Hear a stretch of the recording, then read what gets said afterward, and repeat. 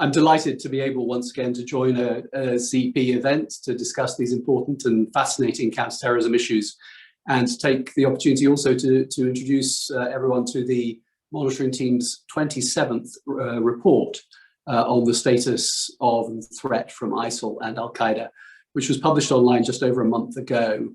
I'll offer a few highlights, but we'll then be happy to answer questions on any aspect of the report or of the monitoring team's mandate more widely. First of all, let me say COVID-19 remained a major influence on terrorism and counterterrorism in late 2020.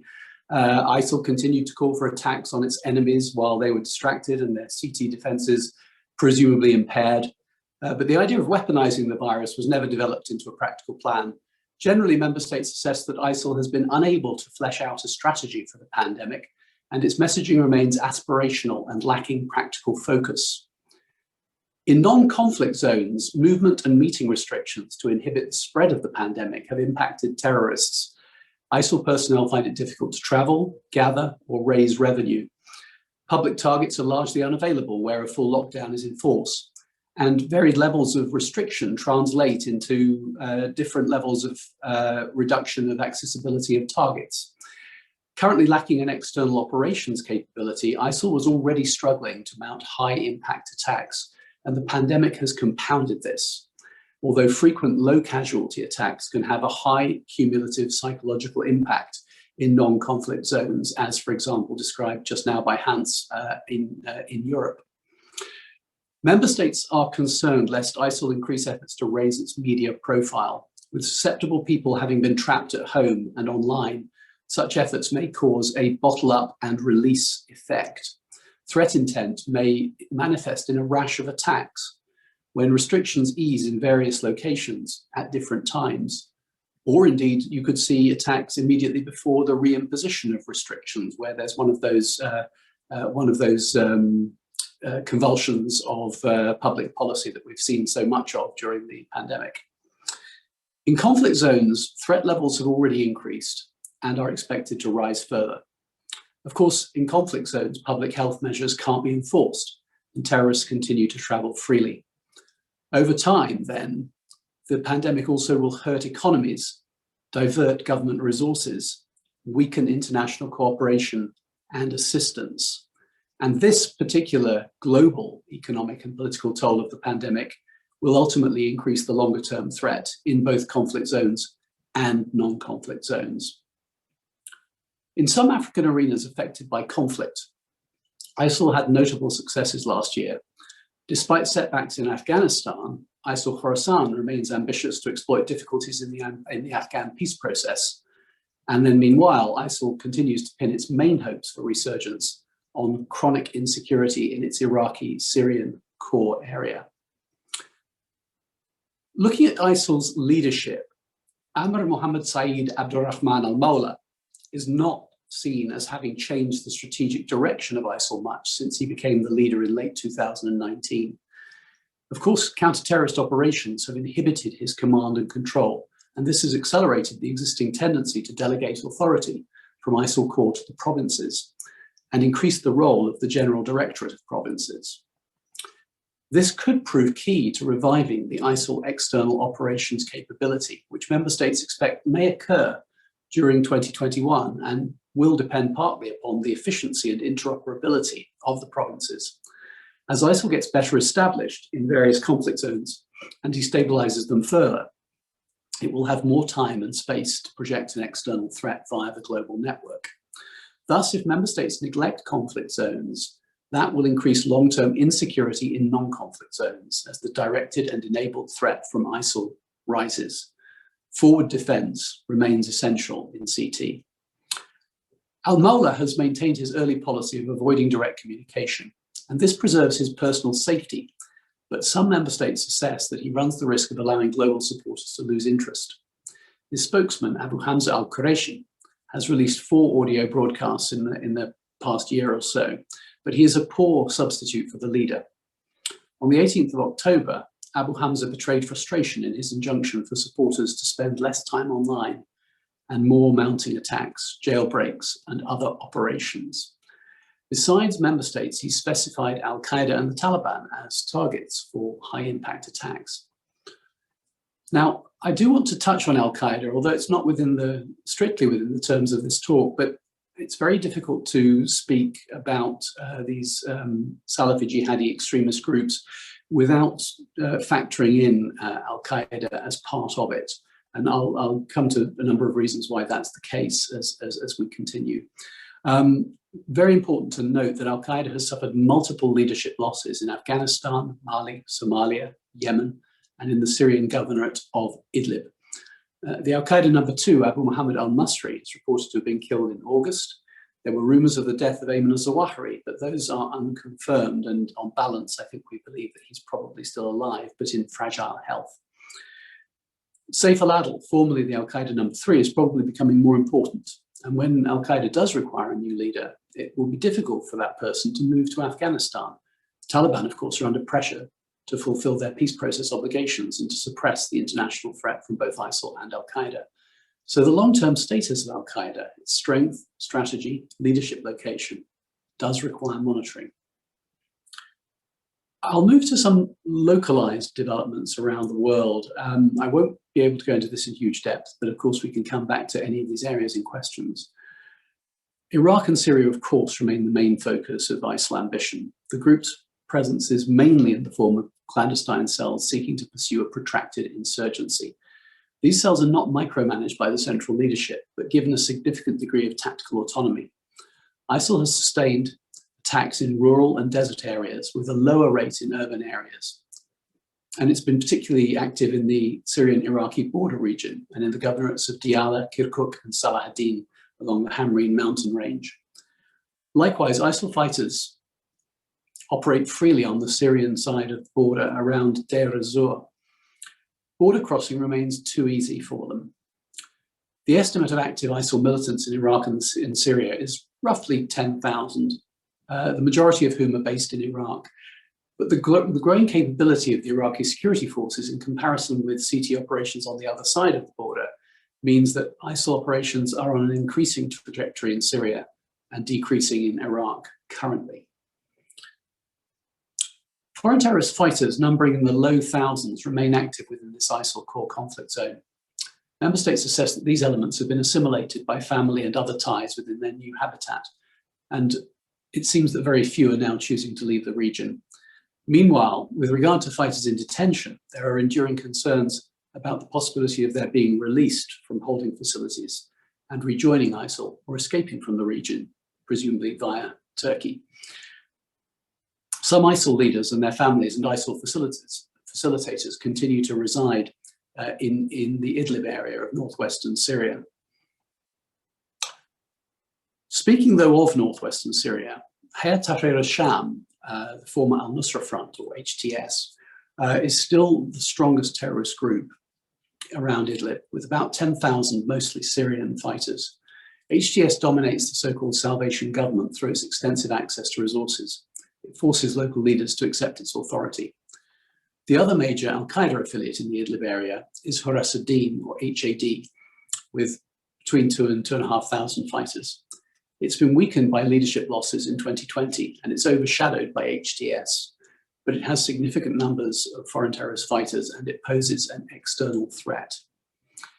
The Idlib area continues to harbour other terrorist groups composed mainly of contingents of foreign terrorist fighters who remain subject to the authority of HTS. These groups include Chechens, Central Asians, and Uyghurs. HTS offers training camps and logistical support to like-minded groups.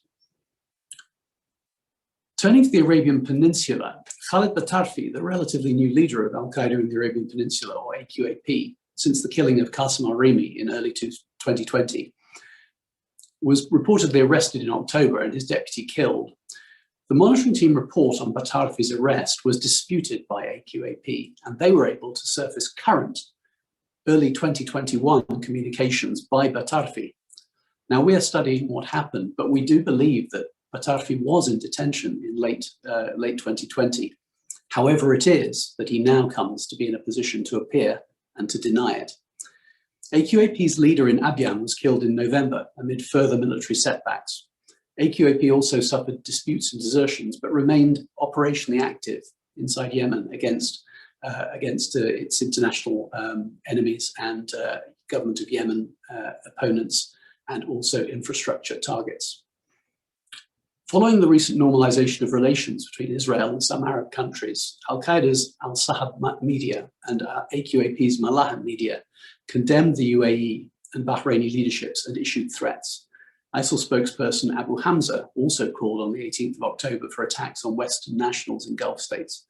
Thus far, the only such attacks to take place were against French interests in Saudi Arabia following the start of the trial related to the 2015 Charlie Hebdo attacks in Paris.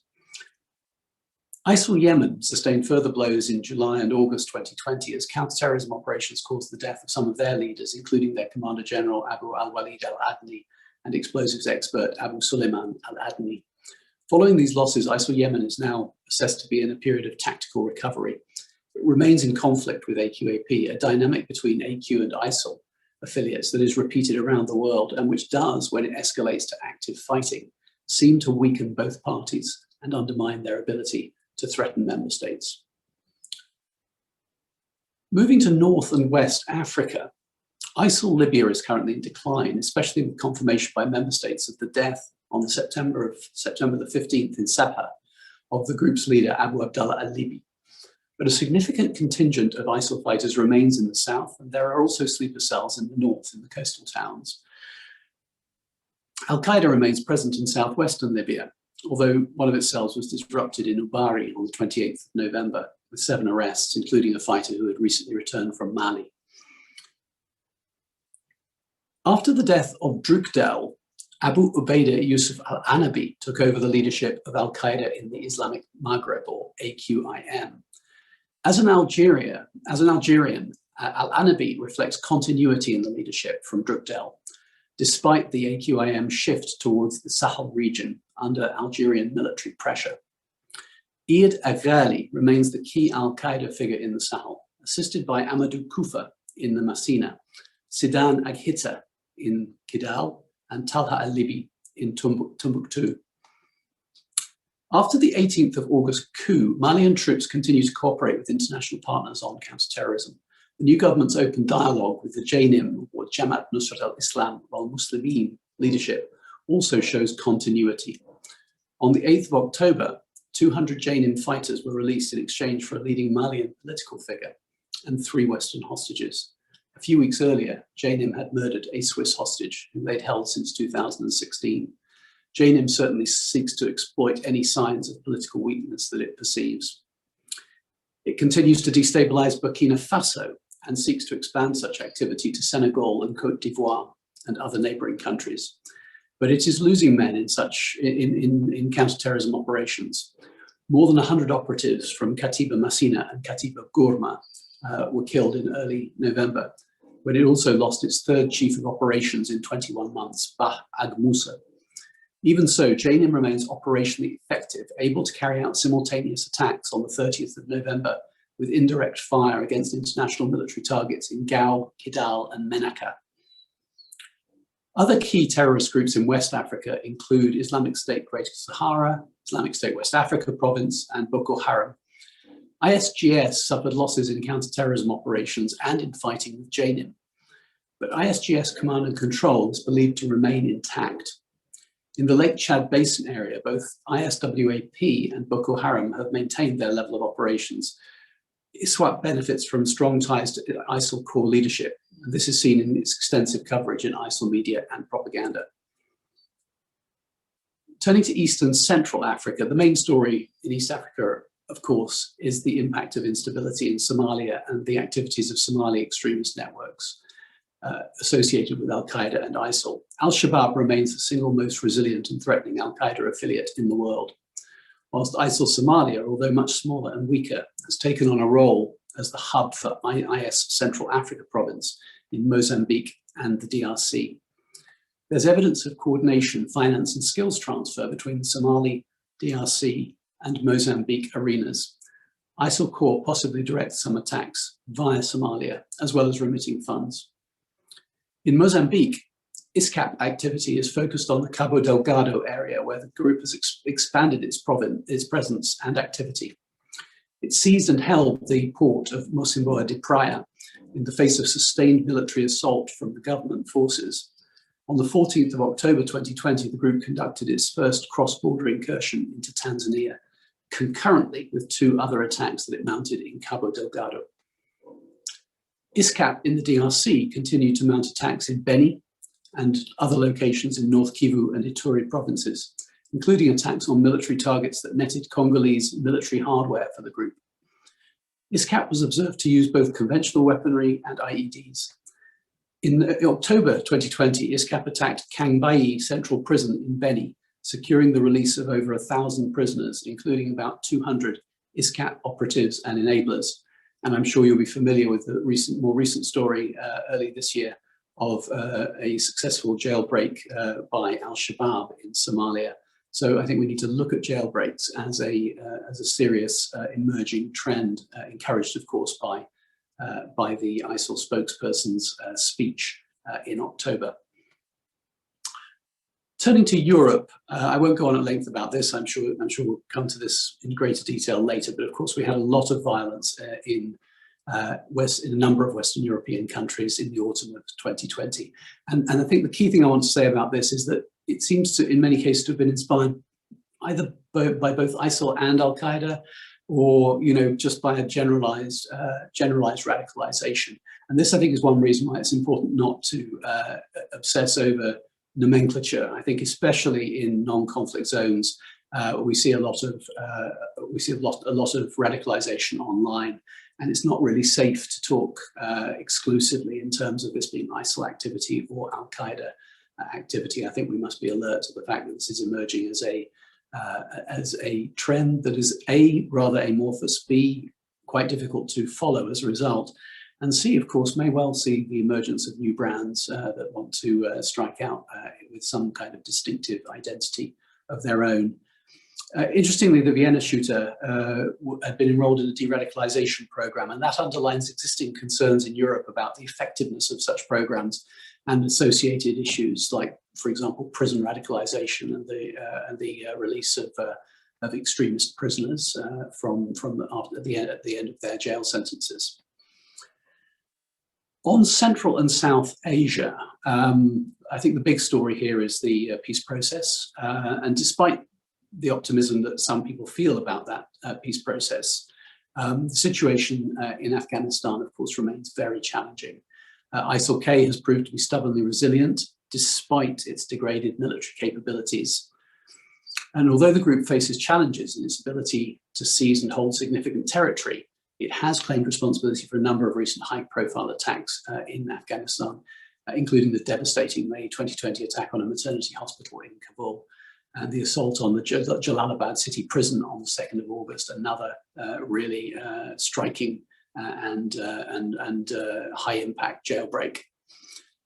In June 2020, a new leader of ISIL Khorasan was announced, Shahab al-Muhajir.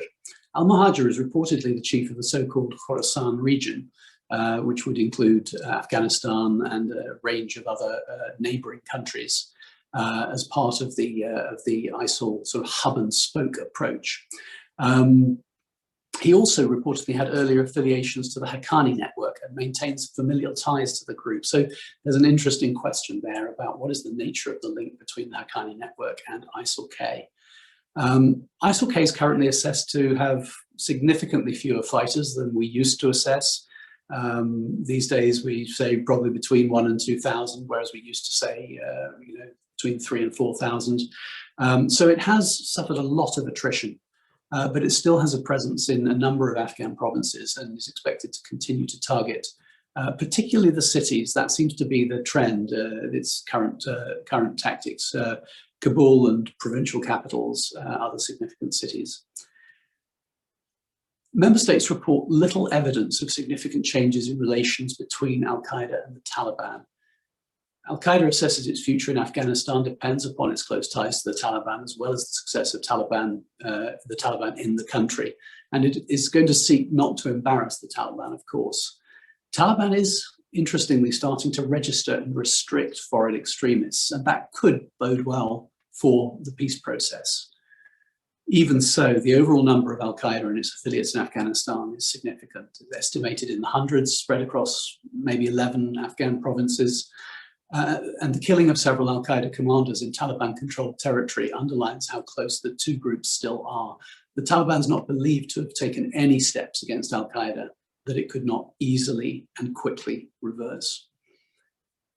Tehrik-e-Taliban Pakistan, TTP, was reported to have overseen a reunification of splinter groups that took place in Afghanistan and was moderated by al-Qaeda. And this was expected to increase the threat to Afghanistan, Pakistan, and the region.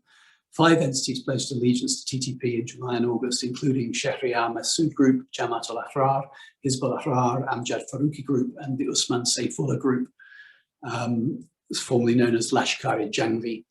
Now, this will have increased the TTP's strength and its prestige, and is already assessed as having increased attacks in the region.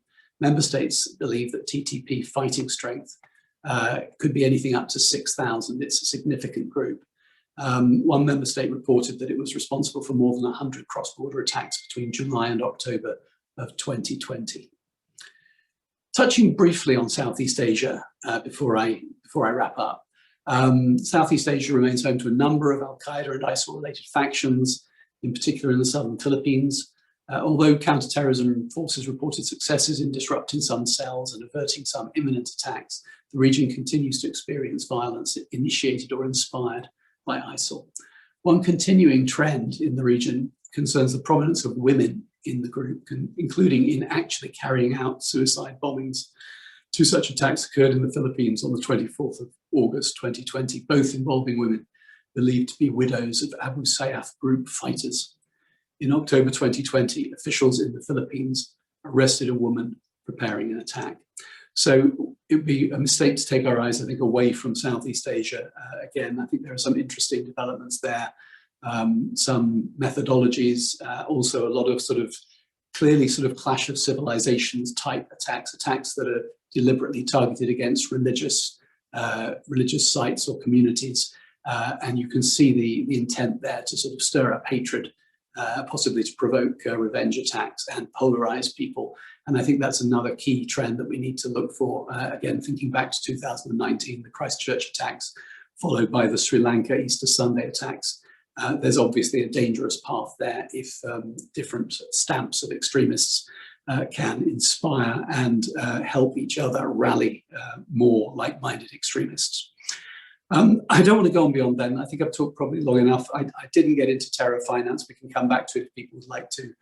There haven't been major changes in that sphere in the last 6 months particularly, but it is interesting that we're starting to see slightly more in the way of cryptocurrency being used by terrorist groups.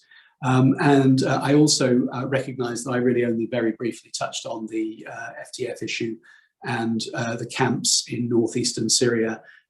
Perhaps I should just finish by emphasizing that although, again, we haven't seen major developments in that area over the past, what I would consider our recent reporting period, we do see these as the big long-term strategic issues. Clearly, if we mismanage the FTF issue, we are looking at problems that will be being felt 20 years from now. There's a need for people who are practitioners of counterterrorism, and that includes politicians and it includes officials, to look beyond their period of office and to think about what policy is necessary to mitigate threats that otherwise will be a problem a generation from now. This is really important, and of course equally true of the issue of the camps in northeastern Syria. These are complicated. There are legal rights, human rights, humanitarian issues tied up with this. There are some significant definitional challenges.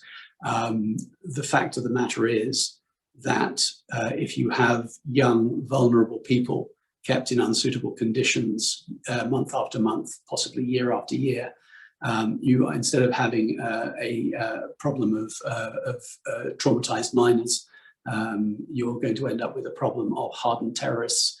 And so the UN strongly supports the initiative of a number of member states to push for a much more proactive approach to dealing with the camps and to repatriation. And I'll stop there. Thanks.